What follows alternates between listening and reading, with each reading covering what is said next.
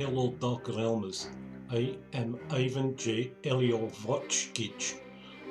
I am drawer of creepy pictures and writer of horror story. And today on Dark Realm Diary we are looking at myths and legends from around the world. And I am very pleased to be telling you that we are going to be looking at horrible, scary legends from my home country, Mother Russia. So sit back, enjoy, okay? We get ready soon. Do svidania. Is good vodka.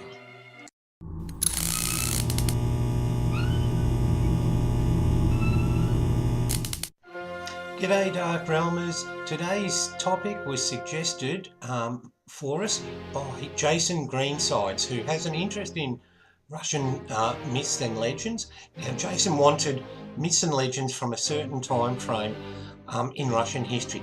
I'm very sorry Jason, I really couldn't sort of narrow it down to the time frame that you want. But look, I hope you find some of these myths and legends fascinating. I know I certainly did, and some of them are really scary. So let's get started, Dark Realmers. Okay, the most famous and well-known of all Russian myths and legends is that of Baba Yaga. I just love that name, it just sounds so Russian.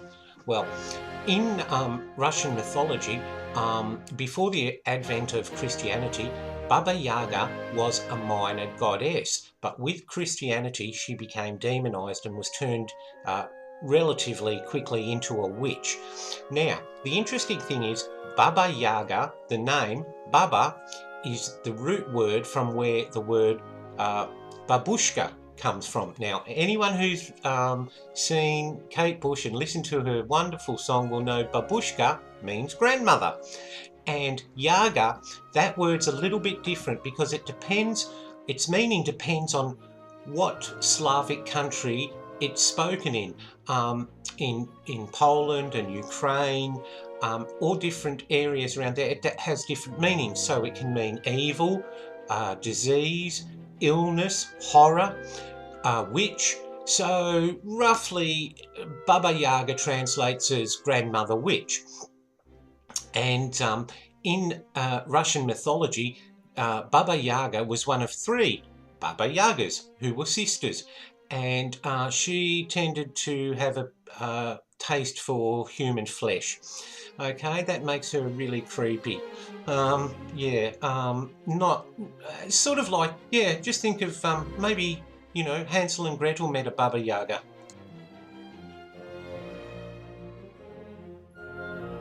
Now, if Baba Yaga herself was creepy, her accessories were even more so. She used to fly around in a wooden mortar and pestle, Dark Realmers. Now, you never want to complain about your apartment again, Dark Realmers, because Baba Yaga lived in a hut that actually stood on chicken's legs. That's right, it was a magical hut that stood on chicken's legs and could move around. And Baba Yaga's eye used to peer out from the hut, okay, because it was said that it was very small, that when she used to lie on the stove, you know, she'd basically touch end to end from on the hut. Amazing concept and a little bit creepy.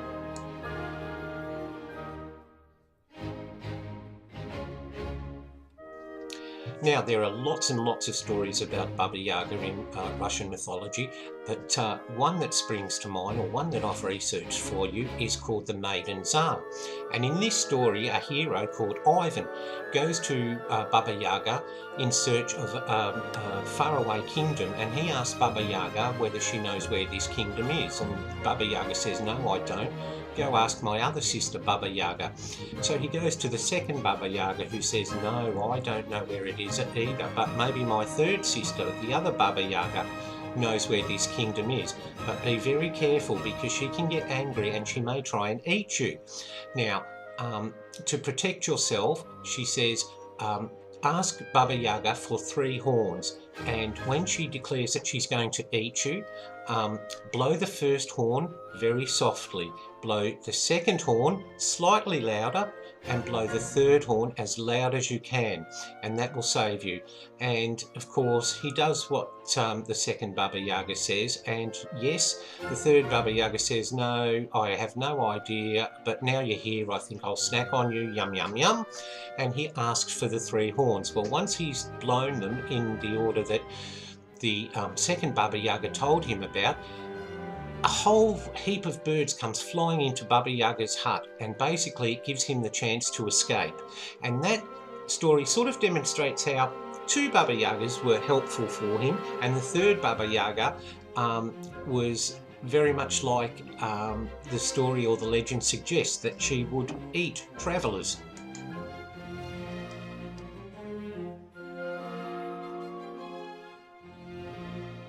Now, Rusalkas are another Russian legend that underwent a transformation. Before the 19th century, Slavic tribes considered them very benevolent, and they were actually considered to be water nymphs, and they lived in ponds and rivers, and in spring they would transfer, leave the pond or river and transfer life-giving water to the crops to ensure a good season.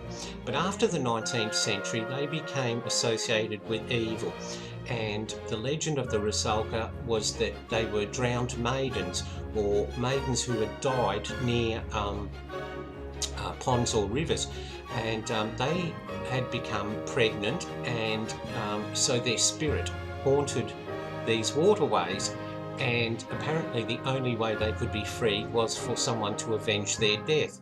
And they very much became like the legends of mermaids, in the fact that they would lure young men to their pond or waterway because of their beauty, and once the young man had gone into the river, they would be entangled and pulled under the water by their long red hair, and they would drown them.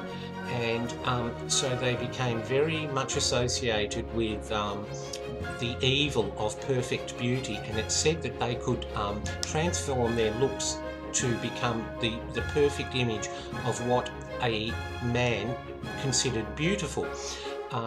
And one of the legends also says that they couldn't actually leave the water. They could stay by the water, but they couldn't leave it completely. And that's why in some pictures of Rusalkas, you'll see them sitting on a dock or in a tree with their feet dangling in the water and combing their hair.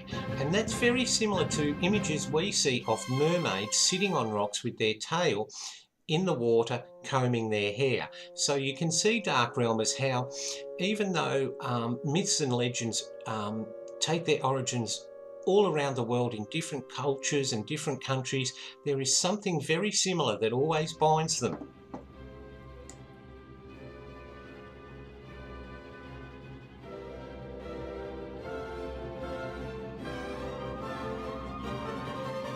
Domovois were the Russian equivalent of English brownies or house spirits.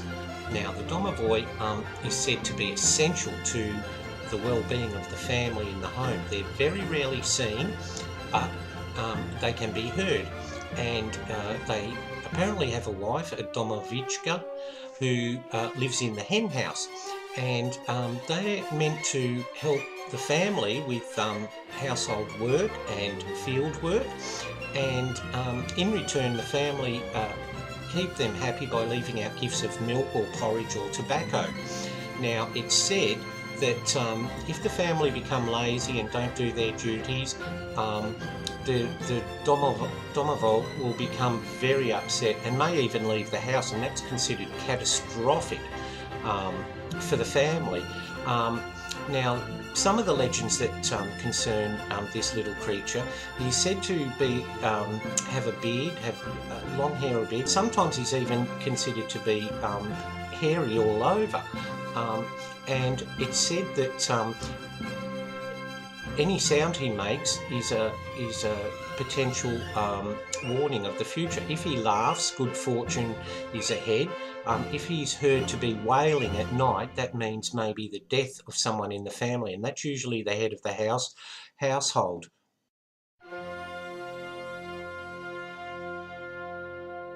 Now, they're also said to have the power to be able to take on the appearance of the current or former owners. Now, there's stories, countless stories in Russian villages and so forth, about people who have seen the former owners of a now deserted home wandering around. And these people have been dead for quite some time. So it's generally believed this is the Domovoi.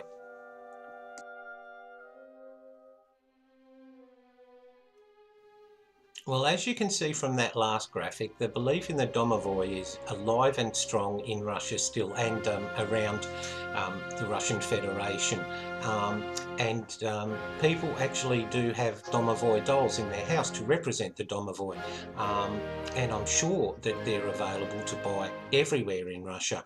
I'd love one myself, actually. And as you can tell, that just looking at the background, we're talking about modern Russia here too, with high-rise buildings and so forth. So, it never hurts, Dark Realmers, to have a little bit of help on your side, especially with the housework and that. Let's face it. And if a Domovoi is really willing to do that, hey, I think, leaving out a bowl of porridge is a pretty good deal.